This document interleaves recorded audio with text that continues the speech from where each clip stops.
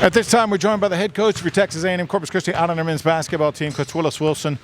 Our pregame interview, all part of our Islander pregame show.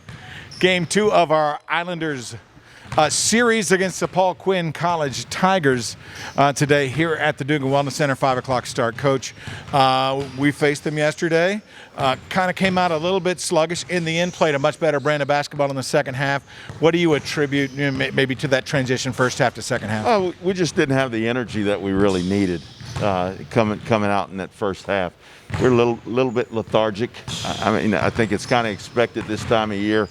There's so many things going on, and it happens with inexperienced teams. We're gaining experience every time we come out on the floor. We're starting to see the trends. The more we can see the trends, the more we understand the trends. The more we understand the trends, the more we can work at making adjustments. One of the trends that is starting to show up is that when our energy is low, we don't play as good. Yeah. So we really got to pick our energy up. Our defense was good, but we weren't quite as assertive and aggressive as we needed to be on the offensive side. One thing also, which is a little unusual. Typically, it's the other way around. Absolutely.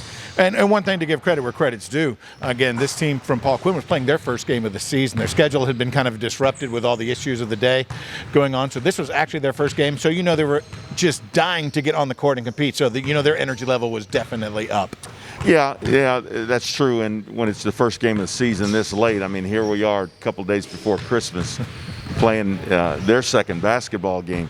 We didn't really have an idea what to expect. Exactly. You come in and you look at the bodies, and that was a team that definitely passed the eye test, got out here in the basketball court, and that's where the games are won and decided. And I just thought we were a little bit tentative trying to figure out who they were, as opposed to really just embracing and dialing on who we are. Well, from game 1 to game 2, do you make adjustments, or do you say let's lock in on what we do and focus a little bit better on what we do, or do you make an adjustment? Is there something you saw that said, we could do something here if we have an opportunity? I think, you do make an adjustments, but adjustments are about us more so than about our opponents. They threw a couple things at us that we didn't know was in the scouting report, which is not unusual at all when you're playing a team and it's their first game of the year, especially when you don't have the preseason exhibitions and that sort of thing. But the adjustments that we need to make are really more about us. They're just some little subtle things, 1 or 2 steps. It's a phrase that we use a lot in our program. You got to go the 2 extra steps.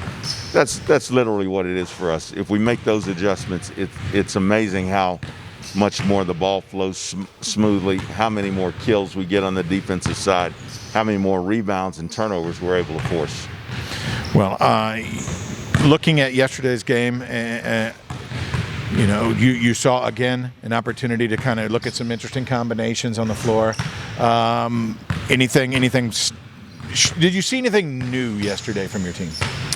I think the new thing that I'm seeing from our team is confidence. That's good. I don't think there was any point where we just felt like we were down and out or really got down on ourselves. But I do feel like we knew we could play better and do a little bit more, give a little bit more.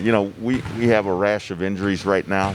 We don't have any depth in the front line, and we're relying on Kyrie Coates to play the 4, Jalen White to play the 5. It'd be nice to get some bodies back. It'd be nice for some of those guys that are banged up to be able to play. And so hopefully, for example, I'm hoping that Kerry Richardson can maybe give us a few minutes today. He's been nagged by an Achilles, and those are just such sensitive injuries. We don't want to put him in harm's way, but I think he's doing much better and maybe can give us a few minutes. Probably need to try to get a little bit more out of Jalen Myers at the same time. If we can get a little bit more out of those guys, it'll make our rotations a little more even. Yeah, Jalen brings so much length.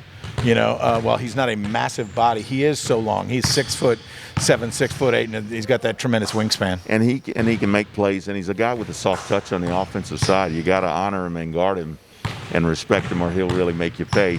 And it's the same with that length that you're talking about. He can rebound the ball just because he can outreach people to go along with his athleticism. He can just get there quicker than a lot of other guys.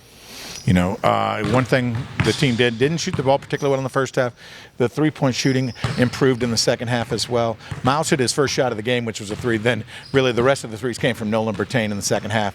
And as we talked about all the time, we even talked about in the post game, his job is to shoot the ball when he's open. And even though he was 0 for 4 to start, when you're open, Nolan, you're going to shoot your fifth shot. That's exactly right, and I'm really glad to see him get it going. He gave us a little bit of life. We need Miles Smith. He's turning down some shots that in the past he wouldn't hesitate to knock down.